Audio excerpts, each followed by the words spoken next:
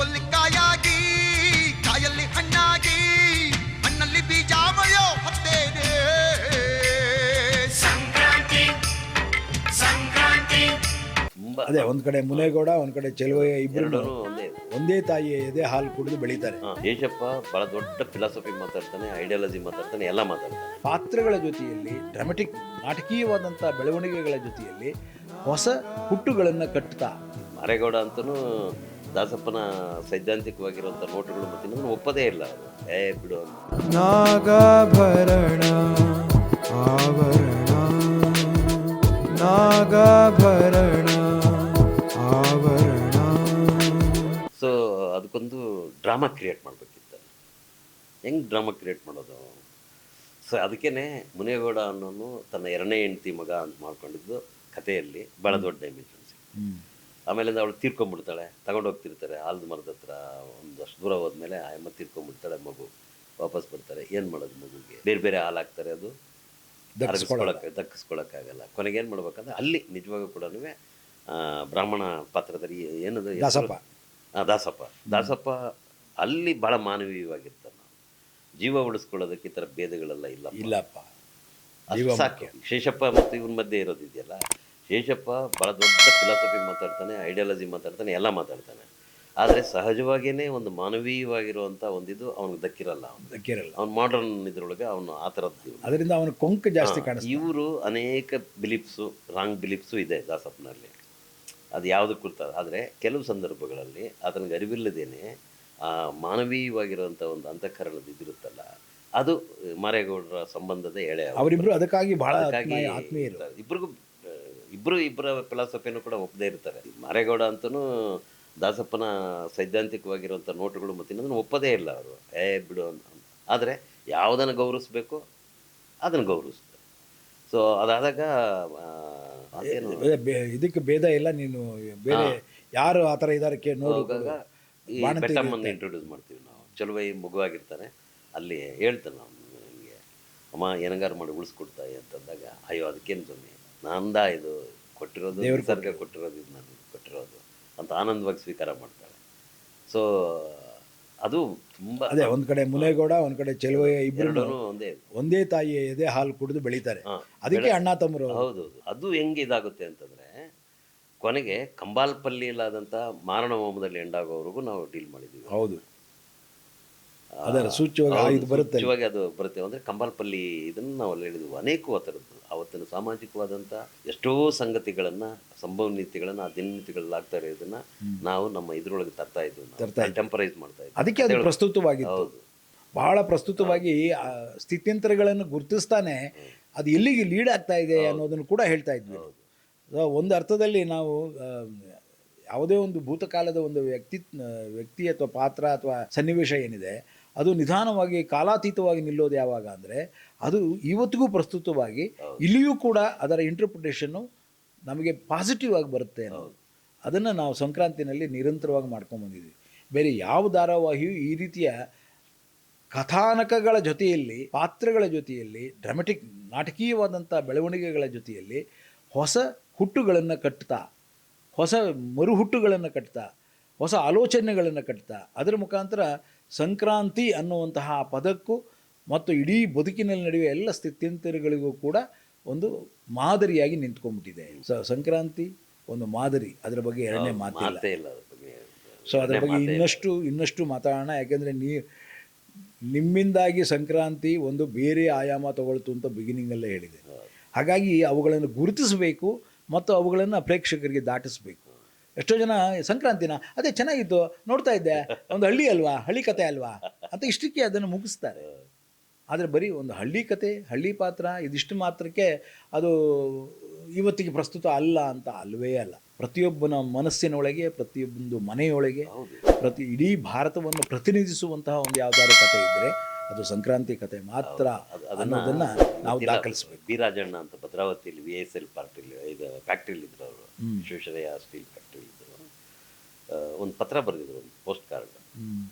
ಅದರಲ್ಲಿ ಅವರು ಕಿರುತೆರೆಯ ಮಲೆಗಳಲ್ಲಿ ಮದುಮಗಳು ನೋಡ್ತಾ ಇದ್ದೀವಿ ನಾವು, ಅದಕ್ಕಿಂತ ಇನ್ನೇನು ಬೇಕು ಅಂತ.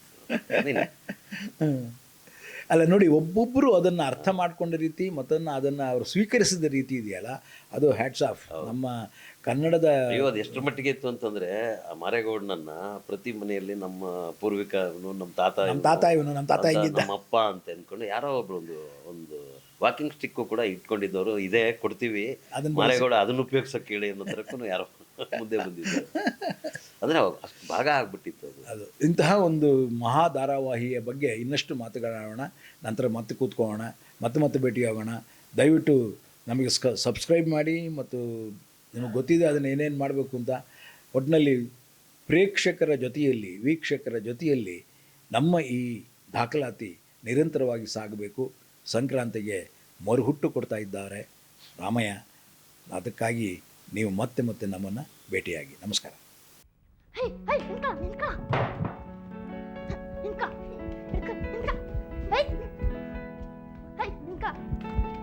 ಸಿಕ್ತಾ ಕಳ್ಳ ರಾಗಿ ಊರಿ ತಿನ್ನಲ್ವಾ?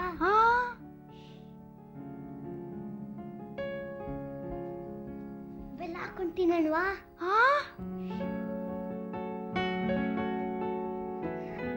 ತುಪ್ಪ ಹಾಕೊಂಡು ತಿನ್ನಲ್ವಾ? ಅಯ್ಯೋಯ್ಯೋ ಅವ್ವ, ಚಿಕ್ಕವನ್ ಗೊತ್ತಾದ್ರೆ ಹೊಡಿತಾರ ಕಣೋ, ಬೇಡ. ಬೇಕೇ ಬೇಕು. ನೋಡೋಣ ಬಾ.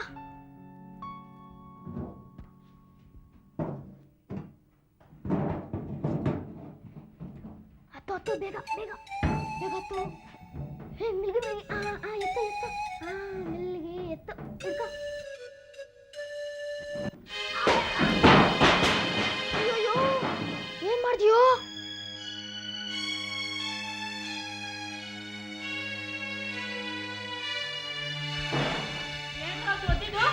ಅಯ್ಯೋ ಅಯ್ಯೋ ದೇವ್ರೇ ದೇವ್ರೇ,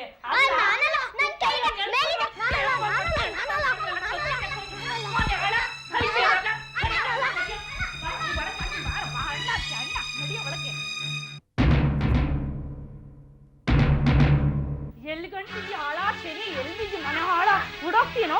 ನಿಲ್ಲು ನಿಲ್ಲು, ಅಳೋದಾನೆ ತಡಿ, ನಿಲ್ಲು. ಇನ್ನು ಸ್ವಲ್ಪ ಕಾಯಿಸ್ಕೊಂಬತ್ತೀನಿ ತಡಿ. ಎಷ್ಟು ನಿಮ್ಗೆ ಮಾತಾಡೋದು?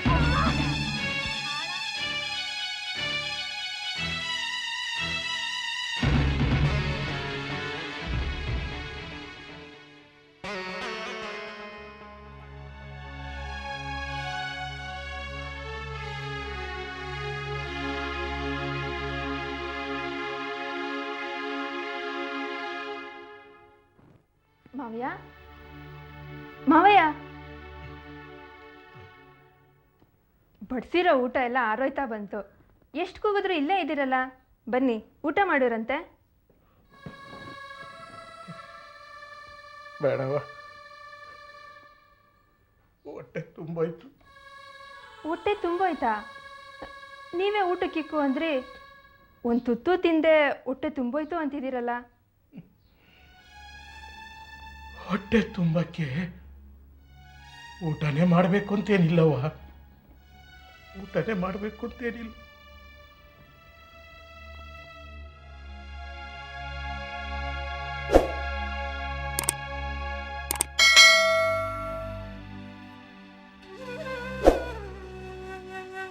ಮನಸ್ಸಿನ ರಾಕ್ಷಸಿನ, ಅವಳು ಕಳ್ಳು ಚುರುಗುಟ್ಟೋದು ಬೇಡವಾ? ಈಗ ಮಗಿನ ಮೈ ಸುಳಿ ಬಾಳೆ ಇದ್ದಂಗೆ, ಇದನ್ನ ನೋಡಾದ್ರೂ ಹೊಸಿ ಕಳ್ಳೆ ಬರಬಾರ್ದ? ಅವಳ ಕಣ್ಣು ಹಿಂಗ ಹೋಗ ನೋಡು, ಹೊಸಿ ದೀಪ ತಕೊಂಡ್ ಬಾ. ಇವಳು ರಾಕ್ಷಸ ಬುದ್ಧಿಗೆ ಎಕ್ಕಡ ಹಾಕ ಏನು ಅಂತ ತಿಳ್ಕೊಂಬಿಟ್ಟವಳೆ. ಅವಳೇನು ಸುಮ್ಕೆ ಬಿಡ್ತೀನ ನೋಡು. ದಿಕ್ಕು ದೆಸೆ ಇಲ್ಲದ ಮಗ ಏನ್ ಮಾಡಿದ್ರು ನಡೀತದೆ ಅನ್ಕೊಂಡ್ಬಿಟ್ಟವಳೆ. ಇವಳು ಗೌರ್ತಿ ಆದ್ರೆ ಇವಳು ಅಟ್ಟಾಗ ಮಾಡಿ ಕೇಳಿ, ಈ ಮಗಿ ಮೇಲಾಗಿ ತೀರ್ಸ್ಕೊಳ್ಳೋದು. ಅವಳು ಮುಂದಲೇ ಹಿಡಿದು ಬುದ್ಧಿ ಕಲಿಸ್ತಾ ಇದ್ರೆ ನಾನು ಬೆಟ್ಟಮ್ಮನೇ ಅಲ್ಲ. ಏ ನಿಲ್ಲೆ ನಿಲ್ಲೆ, ಆವಮ್ಮಂಗ್ ಬುದ್ಧಿ ಇಲ್ಲ ಅಂದ್ರೆ ನಮಗೂ ಬುದ್ಧಿ ಬ್ಯಾಡ್ವಾ? ನೀನು ಹೋಗಿ ಆ ಅಮ್ಮನ್ ಕೇಳ್ತೀಯ ಅಂತ ಇಟ್ಕೋ. ಏನೇ ಗರ್ತಿ, ಈ ಮನೆಗೆ ಸುದ್ದಿಗೆ ನೀನ್ ಯಾಕೆ ಬಂದೆ ಅಂದ್ರೆ ನೀ ಏನಂತೀಯ? ಇನ್ನು ಆ ಮಾರೇಗೌಡ್ರು ಈಸಿಯಾ ತಿಳಿದ್ರಂತೂ ಎಂಡ್ರ ನಿಡ್ಕೊಂಡು ದನ ಬಿಡ್ದಂಗ್ ಬಿಡಿತಾರೆ. ಒದ್ದು ಆಚೆಗೆ ಹಾಕೋಕ್ಕೂ ಏಸಾಕಿಲ್ಲ. ಬ್ಯಾಡ, ಅವ್ರ ಸಂಸಾರ ಒಡೆದು ಮಡಕೆ ಆಗ್ಬ್ಯಾಡ್ದು. ಈ ಕೂಸ್ಗೂ ನಮಗೂ ಯಾವ ಜನ್ಮದ ಋಣ ಅನುಬಂಧನೋ ಏನೋ.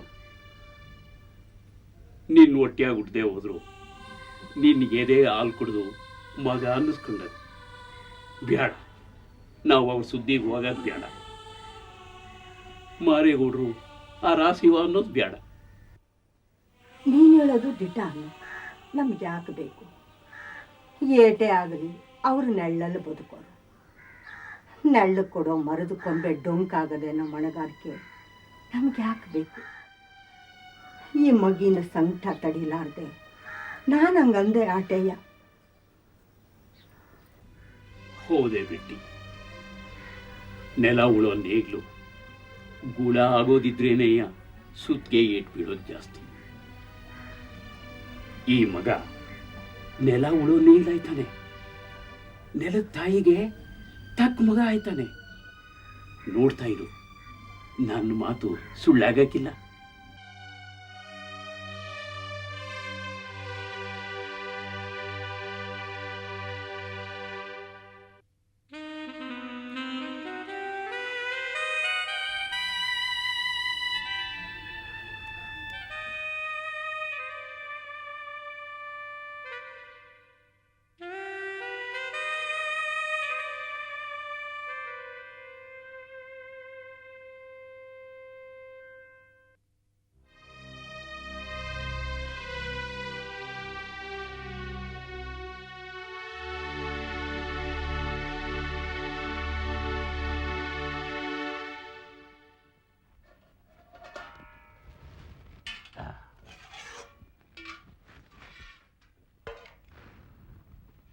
ಚೆನ್ನಿ, ಅದ್ಯಾಕೆ ಅವನಿಗೆ ಬೇರೆ ತಟ್ಟೆ ಕೊಟ್ಟಿದೆ?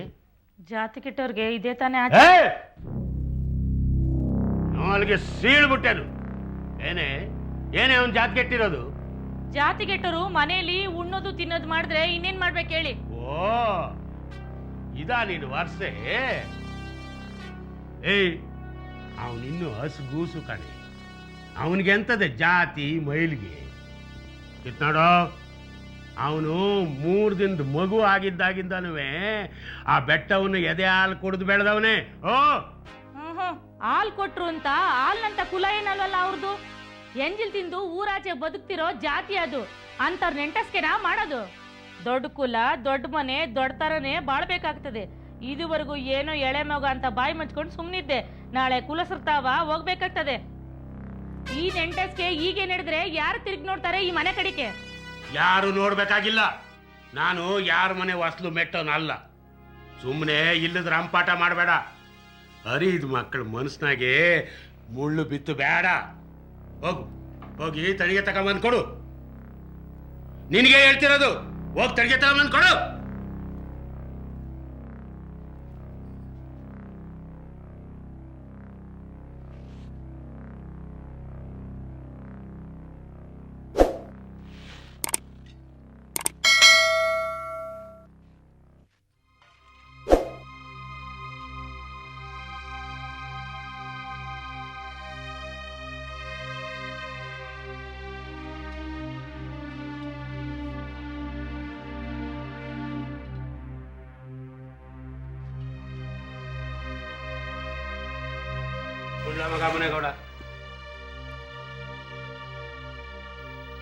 ನಾನೇನು ನನ್ನ ಒಬ್ಬಳಿಗೆ ಅಂತ ಮಾಡ್ತಾ ಇಲ್ಲ. ಆ ಸಿದ್ದೇಗೌಡ ನನ್ನ ತವ್ರ ಮನೆಗೆ ಹೋಗಿ ಎಲ್ಲ ಬಿತ್ತು ಬಂದವನೆ. ನಾಳೆ ಅವರು ಸೇರಿಸದೆ ಹೋದ್ರೆ ಇರೋ ಒಂದು ತವ್ರ ಮನೆ ಇಲ್ದೇ ಹೋಯ್ತದೆ. ನೀವೇನೋ ಗಂಡಸರು ನಡೀತದೆ. ಹೆಣ್ಮಕ್ಳಿಗಾಗ ನೋವು ನಿಮ್ಗೇನು ಅರ್ಥ ಆಗ್ತೈತೆ? ಈ ಊರಿನಲ್ಲಿ ಅರ್ಧಕ್ಕರ್ಧ ಜನ ನಮ್ಮನೇಲಿ ಉಣ್ಣೋದಿರ್ಲಿ, ಕುಡಿಯೋ ನೀರ್ನು ಮುಟ್ಟೋದಿಲ್ಲ.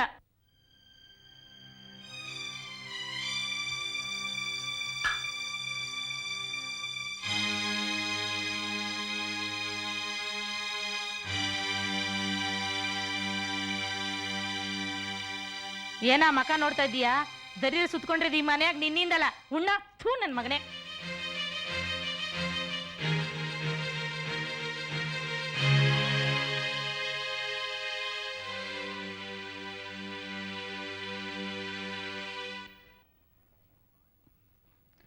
ಅಯ್ಯಯ್ಯೋ ಮಾನ್ಗೇಡಿ, ಅವನ ಜೊತೆಗೆ ಸೇರಿ ಉಣ್ಬೇಡ ಅಂತ 2 ಸರಿ ನಿಂಗೆ ಹೇಳೋದು.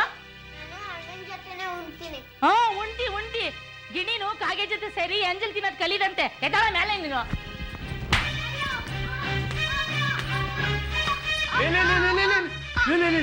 ಬುಡೆ ಬುಡೆ ಬುಡೆ ಅವನ್ನ ಏನೇ ಬತ್ತಾ ಈ ಮನೆಯಾಗ ನಿನ್ ಕಿರಿಕಿರಿ ಹೆಚ್ಚಾಗೋಯ್ತಲ್ಲ. ಮನೆಯಾಗ ಯಾಕೆ ರಗಳೆ ಅಂತ ನಾನು ಅಲ್ಲಿ ಕಚ್ಕೊಂಡಿದ್ದಷ್ಟು ನೀನು ಮನೆ ನರಕನೇ ಮಾಡಕ್ಕೆ ಹೊಂಟುಬಿಟ್ಟಿದ್ದೀಯಲ್ಲೇ. ಅಯ್ಯೋ ಪಾಪಿ, ಅದ್ಯಾವ ಮನೆ ಆಳ್ನೆ ನಿನಗೆ ಹೇಳ್ದೋನು? ಅದ್ಯಾವ ಮನೆ ಆಳ್ನೆ ನಿನಗೆ ಹೇಳ್ದೋನು? ಹುಡುಗರು ಕೂಡಿ ಉಂಡ್ರೆ ತಿಂದ್ರೆ ಜಾತಿ ಕೆಟ್ಟೋಯ್ತಾರೆ ಅಂತ. ಅಯ್ಯೋ ಪಾಪಿ, ನಡಿ ನಡಿ ಒಳಕ್ಕೆ ನಡಿಯೇ. ದೇವ್ರೇ, ನಿನಗೆ ಈ ಮನೆಗೆ ನೆಮ್ಮದಿ ಕೊಡಲಿ ಅಂತ ನಾನು ಇಂಥ ಜಾಗ ಕೊಟ್ಟು ಕರ್ಕೊಂಬಂದ್ರೆ ಈ ಮನೆ ನರಕ ಮಾಡಿಬಿಟ್ಟಲ್ಲೇ. ನೀನು ನರಕ ಮಾಡಿಬಿಟ್ಟೆ ನನ್ನ ಕಂದ. ಕೇಳ್ಪಿತ್ತವ, ಕೇಳ್ಪಿತ್ತ ಮಗನೇ.